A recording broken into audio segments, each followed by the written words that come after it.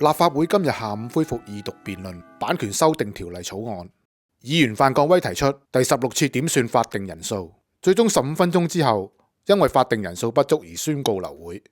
民建聯議員譚耀宗喺流會後表示，琴日大會開始至今，泛民議員不斷通過點算人數去干預會議進行。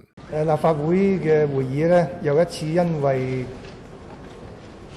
法定人數不足呢，係要休會。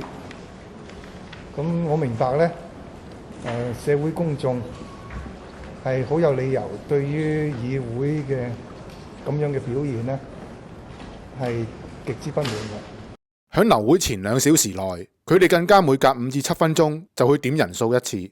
建制派強烈譴責所有冇出席會議嘅議員，特別係泛民議員冇人出席。